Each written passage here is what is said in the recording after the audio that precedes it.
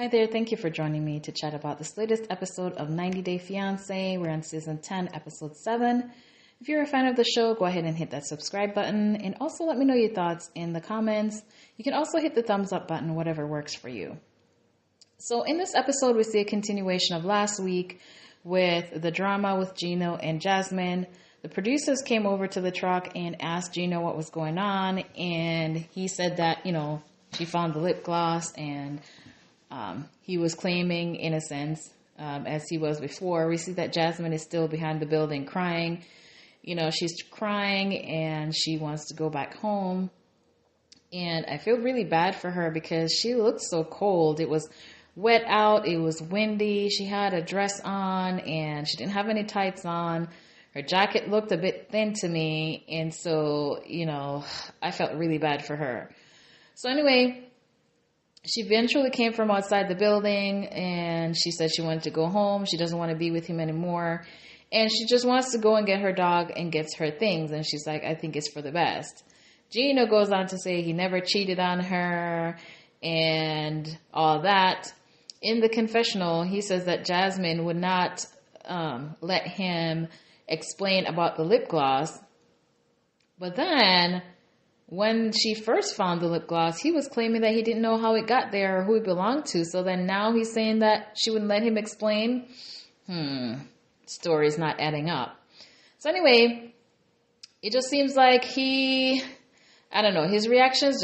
expressions just seem to be way off for what's happening. He just doesn't seem like compassionate. He doesn't seem like he's trying to, assure her or trying to help the situation.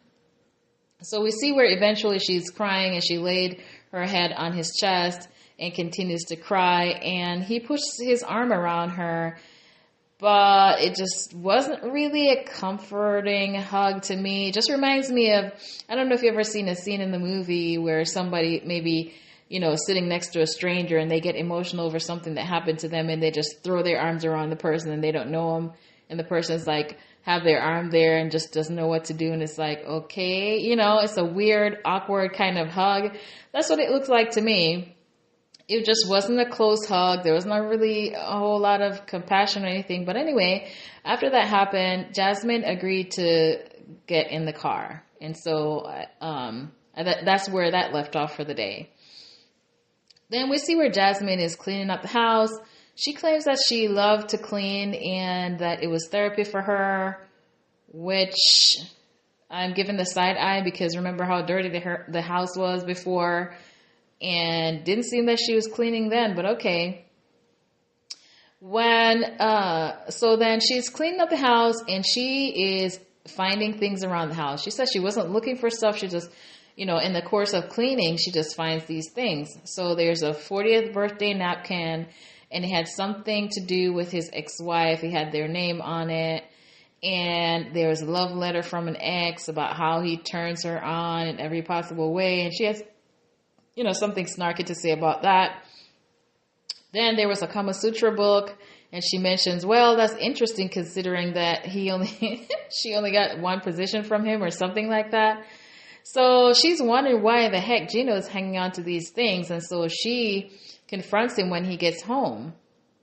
He said he didn't know these things were there. He didn't go through and clean up everything in his apartment. It's just stuff that happened to still be in the house. And so the napkin or paper that had him and his ex-wife's name and something sentimental, she was like, does this mean anything to you? She's like, no. He's like, no, it's just there. And so she rips it up and just throws it at him. Now he's sitting on the sofa, she's standing up. So of course it looks to me that she threw it at his face. But either way, whether she was aiming at his face, she was throwing it at him in his direction, which was not really cool. That was really, disrespectful. If somebody threw something at me, yeah, I would be very, very offended. So, she's allowed to be angry and she's allowed to, not believe him if she doesn't want to, but that was a bit much. And you can see why their arguments tend to blow up like this because granted, Gino didn't really blow up about it this time, probably because he was feeling bad about the lip gloss thing, but I could have seen had the lip gloss situation not precede this, that he would have blown up with her throwing this lip gloss in his face. I'm sorry, throwing this napkin in his face. Later on in the episode, she goes to the nail salon. She says she's still mad at Gino and she doesn't care how much it costs. She's going to pamper herself. So she goes to the nail salon and she meets up with Michelle.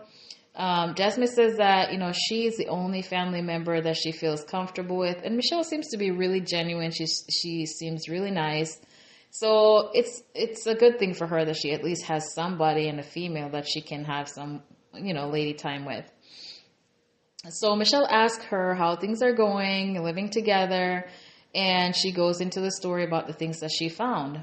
So she also mentions the love letters and questions like, why is he hanging on to this stuff?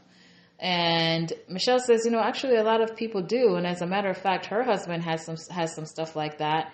And Jasmine was like, you don't mind? And she's like, no. And so, she was kind of, feeling bad that she was going over the top about this. So she goes on to tell Michelle that she is, jealous, it's a disease that she has, that she's trying to battle.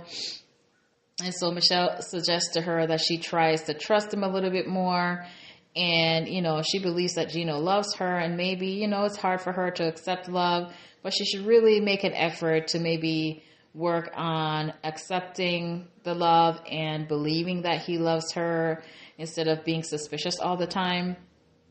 And so she says in her confessional also that she believes that Gino needs to work on making her feel safe, which, I think he could do more, knowing that, how she feels and she's a little insecure. And also it doesn't help that I think, early in the season that she had mentioned that Gino had some inappropriate texts from exes in the past. So in light of that as well, I feel like he needs to do more to make sure that she doesn't feel like things are going on like that behind her back still. Anyway, they go on to talk about planning a girls' day out, just to have some time away from Gino, get some ladies together and hang out and do some stuff. And she suggested this. She is suggesting this since Gino already had his bachelor party and they went to a strip club, which Jasmine was flabbergasted by because she didn't know about this. She's like, what, he did? And so I could tell she's trying so hard not to blow up because, it's coming from Michelle and Michelle has nothing to do with it. So she says, yes, the day before you arrived. And I was like, wow, Gino, really? So Jasmine goes on to say that he told her that he wasn't going to have a bachelor party until she came and that she was going to organize it. And so, yeah, sneaky Gino was trying to have a secret bachelor party before the real party that he's going to have her be aware of. So, yeah, this is not going to be good for him. So she asked, if he's being touched or are the women touching him? Do they touch the women or are they just dancing? Michelle said it's a bachelor party.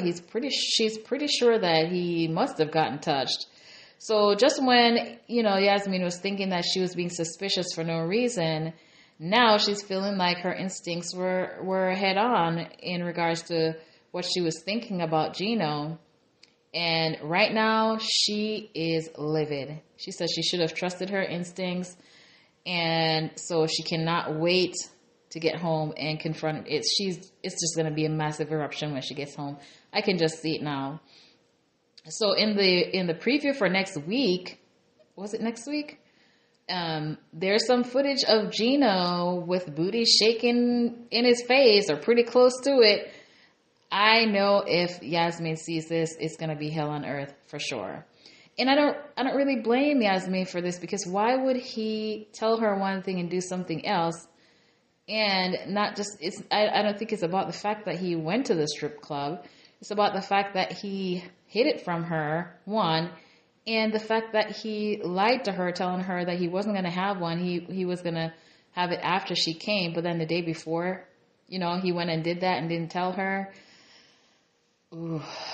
And he wonders why she doesn't trust him. Like, this is what causes people to be distrustful in relationships. So next week is going to be a sight to behold. I can just see it now.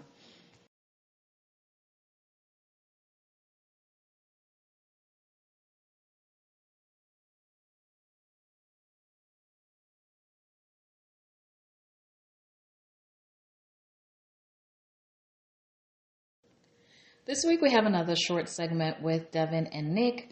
Nick has a day planned for Devin to go out and take pictures in traditional Korean attire. And so they go to this place to have a bunch of those outfits. I can't recall what they're called. And I was just looking, and I would be so overwhelmed trying to pick one that I liked. There were so many. So anyway, they picked the ones that they liked, and they went up to an area that's above the city that, overlooks the city, where they plan to take their pictures in their attire.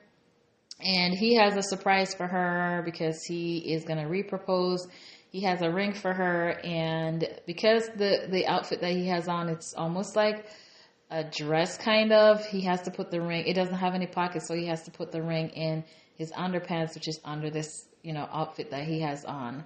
So he's a little bit nervous, but anyway, after they went up and they took the pictures in these outfits, and they sat down in, it looks like a doorstep or something, and so he reproposes to her, and she gets the ring, and so she's happy. They're both very introverted and they have a very calm, I want to say monotone kind of demeanor. She was not overly excited, which I feel like, they match each other well, because he's pretty subdued as well. He's just slightly more outgoing than her, but she says she's happy, he's happy, and they took more pictures, and they do the love hand sign with the pictures. She shows off her ring in the pictures, and they had a good time. And then we see them hand in hand going back down the hill after they got their ring and everything. It was really, really cute. I like them as a couple. They're drama-free. And I know there's not a lot of drama in their segment as much as the other couples, but I feel like it's a good thing for them. And I think that their relationship is probably the one that's going to last among all the couples. All right, so this week we see Sophie in her confessional talking about how Rob online cheated on her. And I don't think I've heard the term online cheating before, 90 Day Fiancé, but I wish that wherever this word came from or this term came from, that it would go back, because cheating is cheating, period. It is a betrayal of trust for somebody who's in a relationship to be having intimate conversations or intimate interactions with other people who's not their spouse or their partner. So, whether it's physical, whether it's emotional, whether it's online, whether it's in person, it's still a betrayal of trust. So cheating is cheating nonetheless.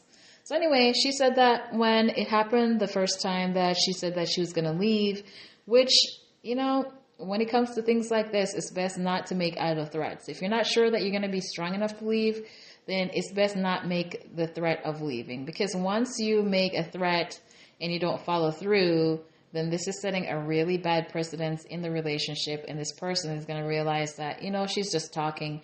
I can do whatever I want. And then she's going to go back on her word, and we're going to be right back as good as rain the next time. So I'm not really surprised that she's not going to leave Rob, because in the conversation with her mom, she never once mentioning or suggests that she's going to leave.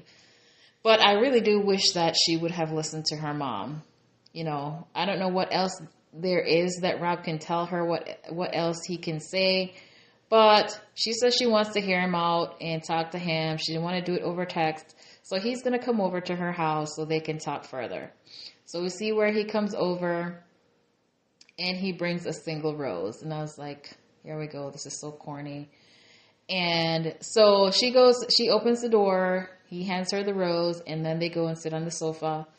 And when they sat down, she was like, why are you sitting so close to me? And so he scoots over.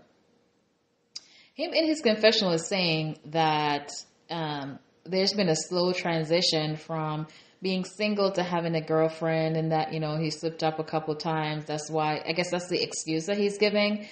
And this is new to me. I didn't know that a transition period was needed when you enter into an exclusive relationship. So has anyone ever heard of this? Is this a male thing? Because I certainly have never heard of, I've never heard this excuse before. I've never heard it happen to any friend, anybody give me this excuse, or any friends, or not even watching online or anything. I've never heard of this. So how is this, where's he coming from with this? That this is an excuse for him messing up because he needs time to transition from being single. I just rolled my eyes because I'm like, seriously? Yeah, that's not a good enough reason. So he claims that it's hard for him being with somebody from another country, which I agree it's difficult because you don't have the person nearby, you can't hang out, you can't do the normal things that you would do if they were close by, which, in that regard, I agree. But it doesn't justify, him cheating or trying to do whatever it was that he was trying to do. He claims that since she arrived in the country, he has been 1,000% committed. And I was like, only since then, huh? Okay. I guess that would make sense considering that you were cheating before she arrived.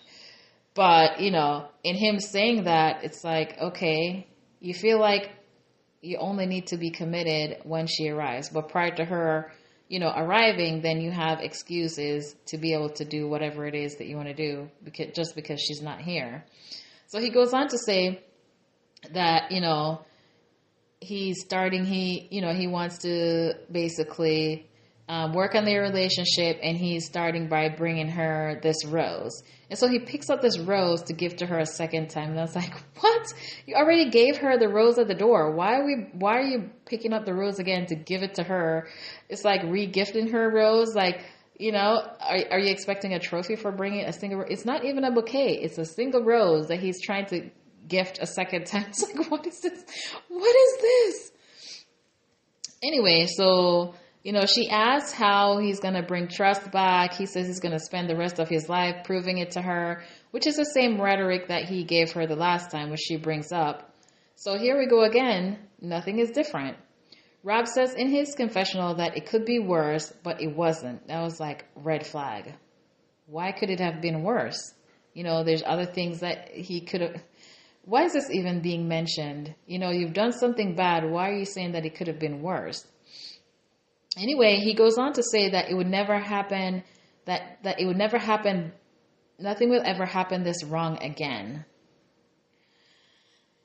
This wording that he's using just leads me to believe that he's just trying to be politically correct without lying, but he's really, that way he can have, I guess, loopholes to get out of his actions. This just doesn't seem to me that he has any plans on remaining faithful to her. He wants to be able to get away with the things that he wants to do, but yet keep her as his girlfriend. So this apology, I don't believe it. But as a person outside of the relationship, I can be more objective, which I understand. I just don't trust this guy. Sophie says that she needs to go home, to Rob's place and try to make things better. She goes on again, as she's always keeps bringing up that she has no family or friends here and that what she's supposed to do. But I feel like this rental, California is very, very expensive. And so she's been at the rental for how long? I don't know how long she's been at the rental. But I'm pretty sure that the amount that it's costing her to rent this place is probably around, if not close to the price of a one-way ticket back to England. So to me, it looks like she is putting this thing with Rob ahead of her well-being and ahead of, and the possibility of staying in the U.S. ahead of what she really should do for herself. So I kind of can't really feel sorry for her because she's saying, she only has 90 days to get married and he's cheated again. She only has 90 days to work on it. But why do you have to work on it? You don't have to work on it. You don't have to stay. But she is the one who's making the decision to stay. And I'm pretty certain Rob is not stopping anytime soon. So I just wonder if she does not have the funds to fly back home, because why would you stay in this situation and not just fly back home? I don't know, but let me know your thoughts on this situation. I just wonder even if she thinks that she maybe want to give it a chance, why not just take a break then? Why go right back over to Rob's place? Nothing has changed. It's just the same thing. Just like he told her the last time, he came with the same thing again. He's telling her the same thing again. Nothing changed in between the last time and now. So why do this again? I just don't get it. Nikki and Igor goes clothes shopping because she's supposed to be meeting the parents. He wants her to wear something a little bit more conservative. And she doesn't really like most of the stuff in the place that they went. A lot of them, I have to agree, looks really matronly or mother of the bride type of stuff. But anyway, she found a pantsuit that was like a hot pink pantsuit that she liked. It was still kind of clingy to her, but it was, probably a little bit more conservative than the other stuff that she would probably wear. Later on, we see where Nikki's getting ready, doing her makeup before they're supposed to go to Igor's parents' house. And I have to say, when they got done and they were heading to the car, she looks really, really nice. She had a minimalist look, like a nude lip, and she didn't have a ton of makeup on. She had a flirty little conservative knee-length dress, and she looked really, really good. And I could see the point of what Igor was trying to say. And she thinks that he's trying to change her. But just this instance alone, just for meeting the parents, I think it's normal for people to dress a little bit more conservative when they're meeting their partner's parents. You don't want, there's a time and place for everything. And you don't want to go to meet the parents in, clothes that are showing body parts. That's pretty typical. So I don't feel like on this occasion that what he's asking is unrealistic or over the top. So anyway, they're in the car and they're headed to the parents' house. And no, let me backtrack. So when she was getting ready, Igor was on his phone, and so he said he was on this app and he's learning English words. So she asked if it taught him the word horny, and I was just like, here we go again. Oh my gosh. I'm sure Igor was thinking the same thing. And so, the way your stuff go up, just like, how do we make this lead to sex? And so Igor says he's using the English app, so he'll be ready for whatever Nikki says. So if he says, if she says something nasty to him, he will know. And I was like, oh my word. So we do see a little bit of nastiness coming from Nikki.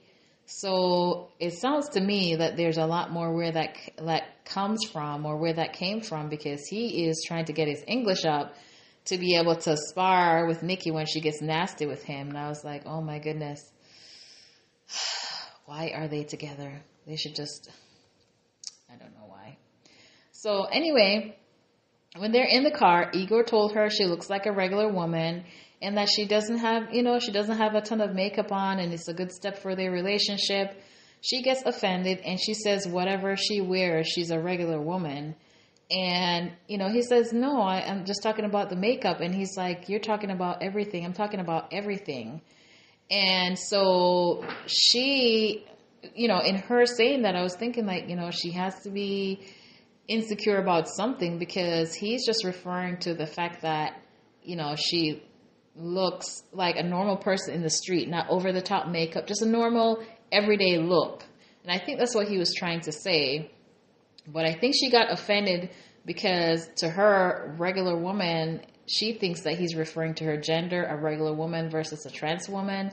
And that's not really what he was talking about.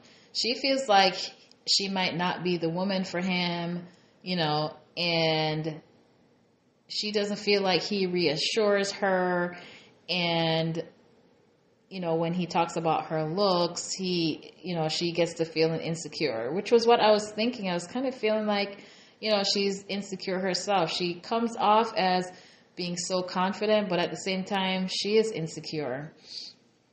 And so, she probably needs some therapy, regardless of what Igor says. If you're really, have high self-esteem, whatever he says or his opinions are wouldn't bring your self-esteem down or make you feel insecure.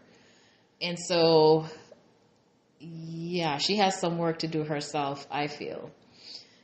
So she brings up the fact that, she doesn't feel like he's sexually attracted to her, or maybe he's asexual. And I was just like, can't we leave this sex thing go? I'm not even in the relationship and I'm annoyed. And so I think she brings up this asexual thing as an insult. I don't know if Igor got it. It didn't seem like he kind of got what she was trying to say about this asexual thing. And so now she's still not satisfied about the sexual situation. And basically, Igor feels like she's just like a sex robot. It's like all she thinks about is sex, which from what we're seeing, it's occupying like a lot of her thoughts, it seems, and I could see how this can turn her off as a manly trait, turn him off as a very manly trait or a manly thing to do. And so she brings up how that she was touching his chest, and he says he's scared of her sometimes. He says her touches are so wild, and he feels like she's trying to eat him. And I was like, yikes. What does it mean as far as a wild touch? What I'm gathering from this is that he feels like he's cringing when she touches him. Like, it's not sexy. He doesn't want it. He's trying, but it's like, your skin's crawling kind of an effect. That's what I'm gathering from this. Like, he's not attracted to her. I think this whole discovery of being trans is really messing with his head, and he doesn't feel the same way that he used to before he knew that this was what it was. And so they just need to just end it already. Seriously. If he can't stand her touch, how can they have a relationship, much less get married? There has to be intimacy. They have to touch. So how is this going to work? So she says that he can't handle her, and if he can't handle her, they're not meant to be for each other. And I agree. Yeah, this whole thing, how would this work? There's just no way for it to work if he's feeling this way and she's feeling this way. How is this supposed to work?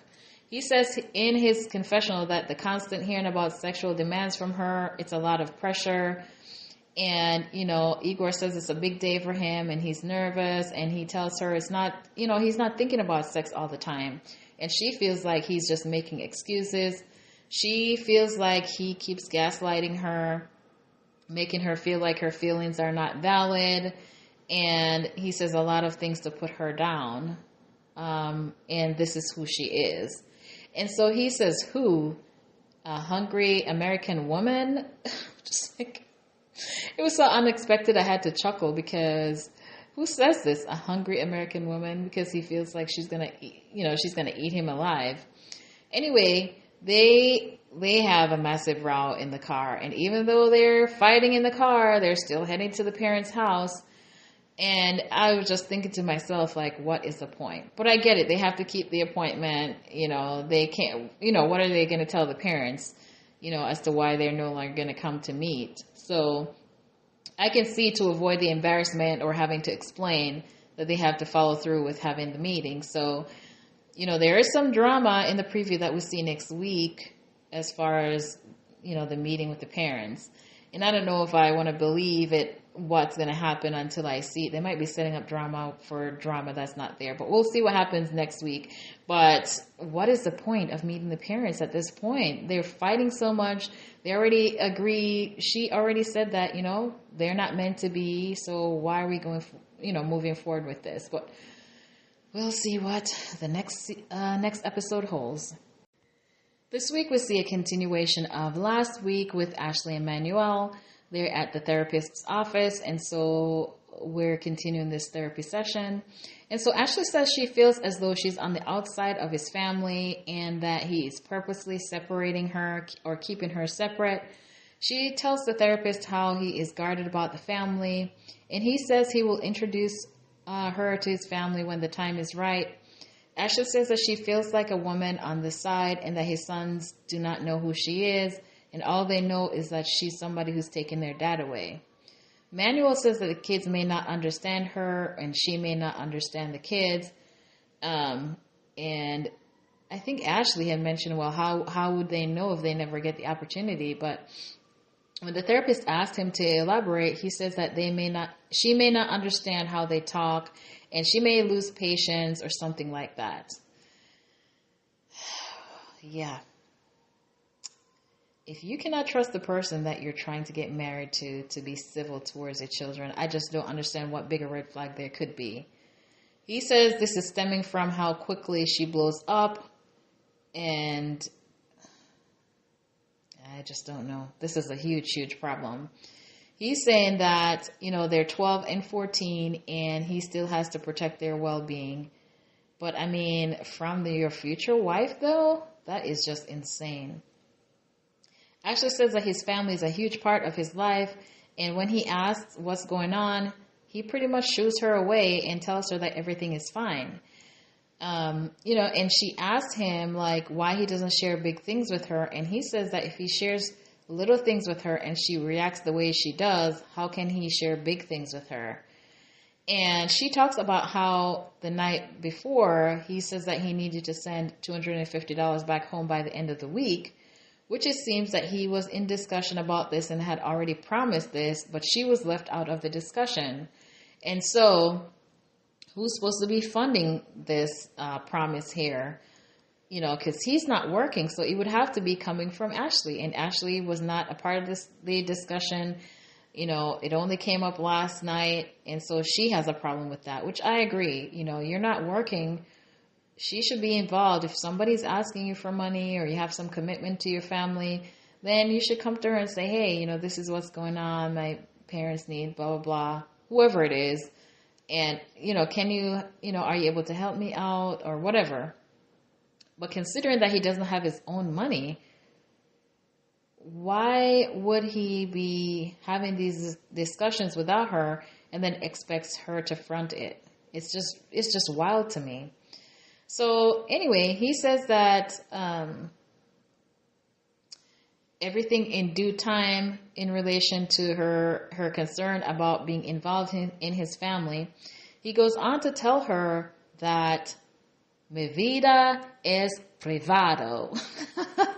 I could not forget this. He says his life is private. I was like, wow, what is going on here?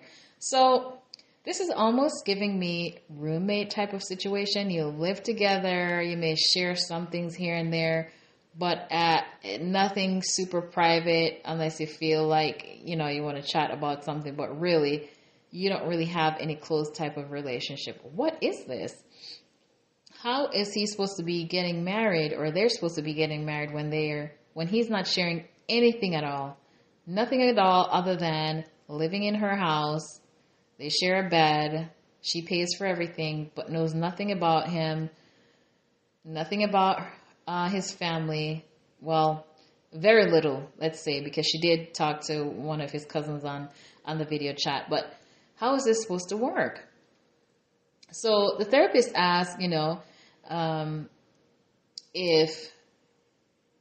if Ashley could give him some assurances that she would work on it as far as how she reacts, because he's saying that, she's very volatile in her behavior and how she reacts, and she says she would work on it. And he says, good, you have a lot of change, you have to change a lot, or something to that effect, he said. And I was like, ooh, he's really snippy today. The therapist tells him that, he's going to have to share with her. And he says, a lot of adjustments will be needed because he always lived alone. But he didn't really say a whole lot as far as what particular steps he's going to take, or, what's going to be different, or what adjustments he's going to be making. But anyway, we were at the end of the therapy session, but I really hope that if they do go back, that the therapist will delve into that a little bit more to see, what does this mean, or what would that look like? I mean, this man is like Fort Knox. What is going on? This is just a strange, strange relationship. How do we get to the point of engagement and moving from one country to the next, and you don't know this person at all? This makes no sense. This is a very, very strange situation. So after the therapy session, they stopped at a restaurant. Manuel, to me, seems a little bit annoyed. Ashley asked what he was thinking, and he says, you and your therapist, clown. Now, I was like, I know he's not calling her a clown. Was he calling her a clown too, or just the therapist? Anyway, it seemed as though Ashley maybe thought he was just referring to the therapist, but he did say you and your therapist. So anyway, she didn't mention anything about it being in related to her. But he said, look, if it helped you, great. As for me, I don't need it. She asked, don't you want support for our relationship? He says, for what? He says, you gringos think therapy can fix everything. He's not a baby. They're not a baby. So they can come up with their own solutions. So in his confessional, he says that, he only went because Ashley wanted him to go. But as far as going back, that will be a no. He says, if you want to trust me, he tells her, if you want to trust me, then trust me. It's that simple. He is against therapy, he says, in his confessional. It's not a part of his culture. If there's a problem, you talk it through as a couple and you don't involve other people. Which, if you did talk it through, then that could be a good solution. But it doesn't seem like they talk anything through. She brings something up and he shuts her down. And so she gets nothing and then she blows up. So that is the problem. I don't think necessarily the therapy would really be needed as much if he would communicate or, have a dialogue as he is proposing. He's not doing that. So Ashley asked, what if they were to have an argument that lasted for days or weeks? And he cuts her off and basically said, here we go again, over and over and over and over.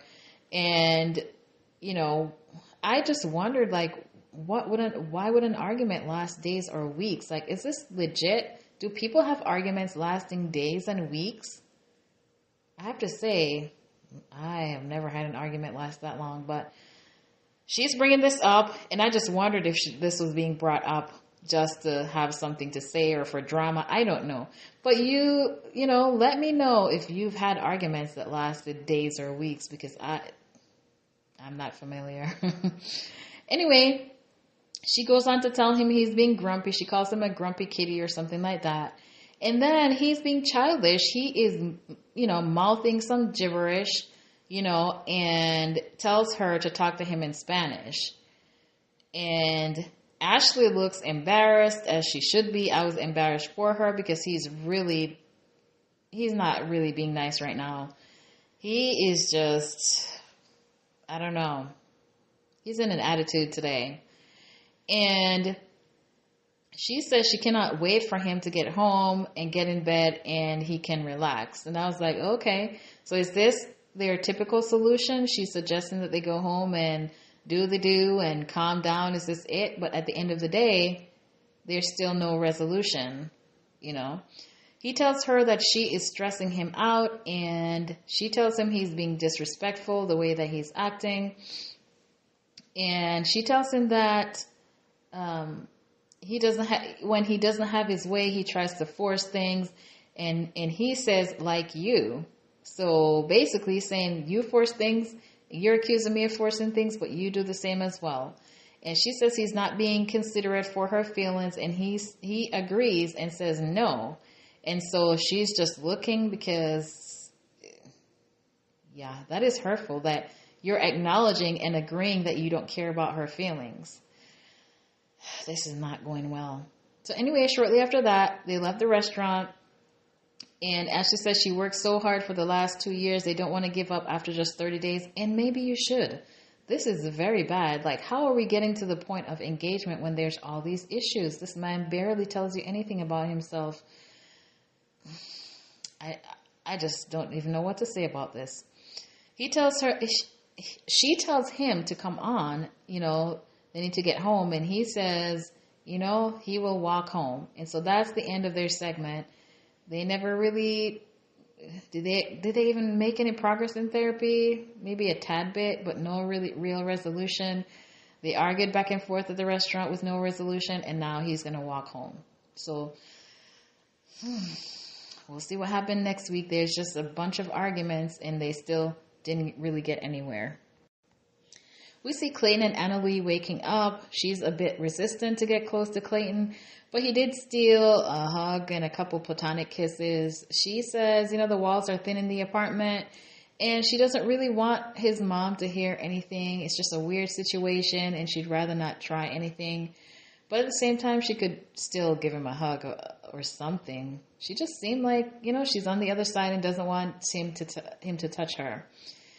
And, her reasoning makes sense, but you could still have an embrace or something. I also just wonder what the long-term plan is for mom, because she doesn't seem to be interested in moving out. So how is that going to work in the long term, So today they're going to go horseback riding, and we see where they get to the car and they're going to head to this ranch where they're going to do the horseback riding. He tries to give her a kiss, and yeah, she was not having it. And mom was not around this time. So I just wonder really what is the hesitancy with, having the intimacy. Emily says her grandparents had horses in Peru, so she seems to have some experience. His horse was not behaving when they were, going around the ring. That they didn't really go very far. I thought maybe they were going to ride on a trail or something like that, but they just went around like a little rink or ring. Is that what they call it? And so his horse was trying to get up on some steps, which is kind of funny. He's like, hell no, we're not doing this. And the lady at the ranch, she's like, oh, he's just trying to show off. The horse is just trying to show off. Anyway, so not a whole lot really happened with that horse riding thing. Afterwards, they sat down on a swing there at the ranch to have a little chat. Annalise said that she never thought that she was going to come. She didn't think that she was going to be able to come, which is a weird thing for her to say. Clayton brings up, her not posting him on her social media. He says before, she said it was because of her dad, but now, can they not post anything, or is that still a problem? Annalise said in her confessional that everything moves so fast. Like, how could she tell her dad that she's engaged to somebody she just met, 4 days before that? And so, she said she had a good reason for hiding it from him, but then now things have gotten out of control. So she really doesn't know how to manage what's going on now because things has happened so quickly. She says she will not be posting anything right now, maybe later on. She says that if she posts something, her family would think that she left Peru for him, for Clayton, and that wouldn't be good because she had given a different story when she left. So basically when she left Peru, she had mentioned that she was coming here for work. They don't know that there's any man involved, and so she has to keep up the narrative. Basically, she has to keep the lie alive, so there will be no Clayton on her social media anytime soon. Clayton brings up that they have 3 months to get married, and she says she's not... he says they only have 3 months to get married, and Clayton says, she's not going to reveal this to her dad that they're going to get married, and Clayton says, this is going to be another lie. And this whole thing is kind of reminding me of Manuel and Ashley, the fact that, the family know nothing of the partner. It's just really weird.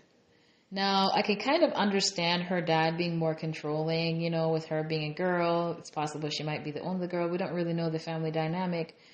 But all these lies, with all this stuff and this time passes and the lies to cover the lies to cover the lies, if she does follow through and eventually introduce him to her family, it is going to be difficult for them to accept him if they become aware of the lies that were being told. So she's not really setting them, she's kind of setting them up for failure, by pushing things back and lying to her family. Anyway, Emily's plan is to make it seem as though that she met Clayton after she arrived here. Clayton is wondering if there's something else that she is hiding. And I have to admit, this is just weird. I mean, granted, she doesn't want to introduce him to, her dad and possibly her mom, but what about other family members? Let's say they don't, meet the parents. What about a cousin? Not even that? It's just weird. Emily says that she doesn't like to be pressured, so if he pressures her, she's not going to do it as far as, posting anything and whatever it is that she wants, whatever it is that he wants her to do. Clayton says that he's been asking for years as far as to, meet the family or to be able to post anything, and they still can't post anything. So it seems to me that Clayton is putting his needs on the back burner so he can have a girlfriend or a fiance, and it seems like everything is on Anali's terms. So she got a little snippy after he mentioned that it's been years, and so she didn't want to keep talking about it. So Clayton is going to have to backtrack on what he wants in order to keep the relationship as he has been, because he has asked these questions before and hasn't gotten anywhere. So this is going to continue. He's going to have to, I guess, give her what she wants if he wants to keep the girl. Later on, we see where they go to a bourbon place to meet up with his sister Brandy. Miss Violet is all dressed up. She looks really nice. Emily says that she was told that Brandy has been jealous of his girlfriends in the past, and so she's nervous about how Brandy will react to her. So we see where Brandy arrives. She says, "Hi, nice to meet you," gives her a hug, and then it's go time. She says in her confessional she doesn't know much about Anali, despite the fact that her and Clayton are fairly close. She thinks that maybe he's not telling her things because he thinks that she might be mean to Anali, and she thinks that maybe Anali is coming here to use her brother. She asked Clayton directly why he hasn't said anything about her, and because she doesn't know anything about Anali. Clayton says that Brandy has had problems with his girlfriends in the past, and that he didn't say much because he didn't want her to form an opinion of her before he met her. Brandy brought up the fact that Clayton is nowhere to be found on Anali's page, and she is all over his. Emily says that, it's a long story, but she doesn't want to post publicly because of her dad. So Brandy goes on to ask, does her dad not know they're together? And I wondered if she was told this already prior to this scene. If not, she was very perceptive to follow up with this question. Brandy says she's wary of Anali, as Clayton's last girlfriend cheated on him. Clayton acknowledges that she has had the same questions as well as far as her dad and her family goes, and he acknowledges that he understands why she's asking that question.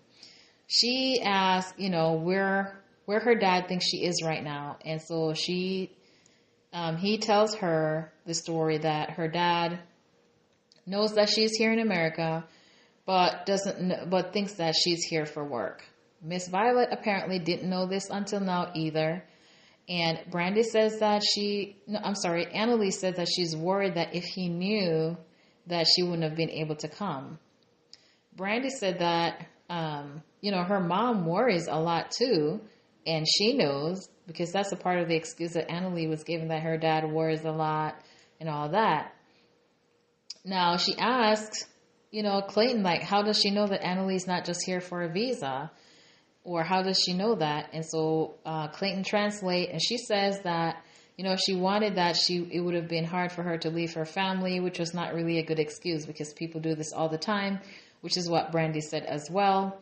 Clayton seems a bit annoyed by the questions, and I agree that the questions are a bit much for the first meeting, and especially questions directly to Anali, but they are good questions, I must admit. And so it's just really a shady situation, just like most of the couples on the show. Clayton asks Brandy what worries her the most, and she says, you know what, I'm just over it. Fine, just get married. And so she got emotional. She says she's going to cry. She leaves the table. And Miss Violet, she is at a loss for words. She's like, I don't know what to say. I don't know what to tell y'all. Brandy thinks that Clayton is blinded by love and is missing the red flags, which I agree. He is not being objective, which I understand is kind of hard when you're in a relationship to see things like people can on the outside. It's been years and Clayton has not met any of the family, so I just wonder how much longer he's going to allow this to go on. How much longer, is this going to happen before he meets the family? Is he ever going to meet the family, or will there be other reasons that, she's going to say that he can't meet the family yet? It just seems like something that could just go on and on and on, and I hope that they can resolve this before they actually get married. He needs to put his foot down and say, look, before we get married, I need to meet some parents. Seriously. Anyway, I think these are the main points of this episode. Let me know your thoughts on the episode. Like, comment, and subscribe.